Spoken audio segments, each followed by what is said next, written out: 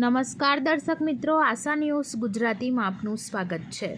સમાચારમાં વાત કરીએ તો વડોદરા જિલ્લાના ડભોઈ તાલુકાના કુંઢેલા ગામમાં ગૌચરની સરકારી જમીન પર છેલ્લા 10 થી 15 વર્ષથી કેટલાક ઈસમો દ્વારા કથિત રીતે ગેરકાયદેસર કબજો અને ખેડાણ કરવામાં આવી રહ્યું હોવાના ગંભીર આક્ષેપો સામે આવ્યા છે।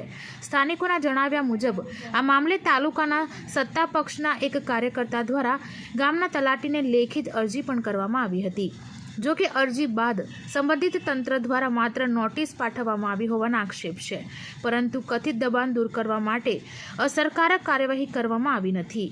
કાયદાકીય રીતે ગૌચરની જમીન સરકારી મિલકત છે, જે ગામના પશુઓના ચણિયાર માટે અનામત રાખવામાં આવી છે।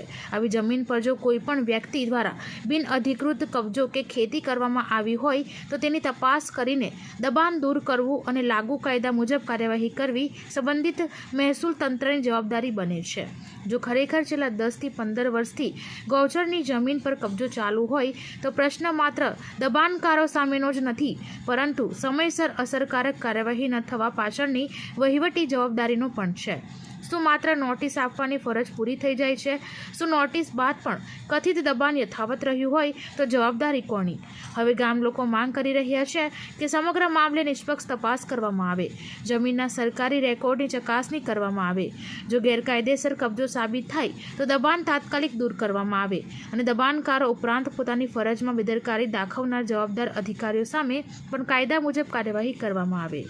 બ્યુરો રિપોર્ટ, આશા ન્યૂઝ ગુજરાતી, વડોદરા। આ કુંઢેલા ગામનું ગૌચર આવેલું છે, જેમાં સમજી લો અમારા ગામના 4 ઈસમો છે।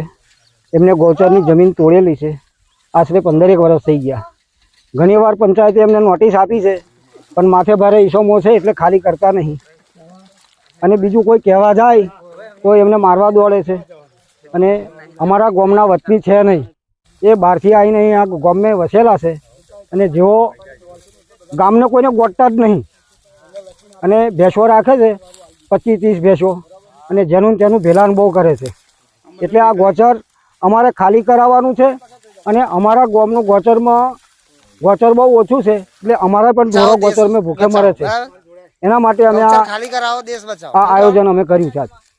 ગૌચર નામ એક અસલ મેઇન વ્યક્તિ છે હટેસિંહ રામસિંહ, બીજા નંબર છે ગનાભાઈ ઉફે રંજીતભાઈ રામસિંહ, ત્રીજા નંબરમાં છે માનસિંહભાઈ રામસિંહ, અને ચોથા નંબરમાં છે ચંદ્રભાઈ રામસિંહ। એ 4 ભાઈઓ ઈસમ આવી રીતના લોકોને હેરાનગતિ એવી કરી રહ્યા છે। એક વડોદરા ગામમાં રહે છે, તે પણ દારૂનો ધંધો કરી રહેલો છે, અને તેથી એમને પૂરેપૂરો સપોર્ટ ત્યાંથી મળી રહેલો છે। આ કયું ગામ છે ને ક્યાં આગળ આવ્યું? આ ગામ હાજીપરાના સીમાડા પર આ ગોચર આવેલું છે, અને અહીં કુંઢેલાના ઢોર અહીં આવી નહીં શકતા, અમારા ગામના ઢોર આવી શકે છે। અહીં આગળ બાજુમાં બધી જમીનો આવી ગયેલી છે। બાજુમાં અર્જુનભાઈ ધોપતસિંહનું ખેતર આવેલું છે, એની બાજુમાં એને જમીન આટલી વાતરીને તોડી છે। જી, આ કયો બ્લોક ને સર્વે નંબર? આ બ્લોક નંબર 484/12માંથી આ જમીન ફળવાયેલી છે, અને 484/12માં આ ગોચર એને તોડેલું છે। જી, આપનું નામ? મારું નામ લક્ષ્મણભાઈ બાબુભાઈ પાટણવાડિયા।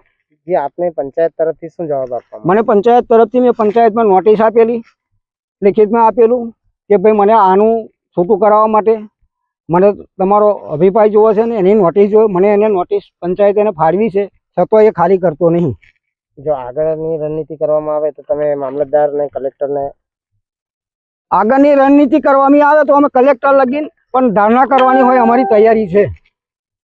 હાલમાં જે સત્તાનો તમે ખેસ પહેરેલો છે, એ સત્તા ક્યાં ના ક્યાં ગોચરની જમીનોને ખાલી કરાવીને ન્યાય આપે છે, તો તમે શું સરકાર જોડે કઈ અપેક્ષા ધરાવો? સરકાર પાસે અપેક્ષા એવી જ રાખું છું કે ગૌચરની જમીન ખાલી કરાવી જોવે, અને ગામના ગૌચરના ઢોર તરી ખાય। તો સરકાર તમારી રજૂઆત નહીં સાંભળે તો આ ખેસ પહેરેલો છે, તો આગળ સરકાર એમના આગળ શું તમે પગલાં? સરકારને ખેસ પહેરેલો તો છે જ અમે, પણ નહીં રણનીતિમાં અમારે પડવું પડશે આગળ। શું નામ તમારું? મારું નામ લક્ષ્મણભાઈ બાબુભાઈ પાટણ।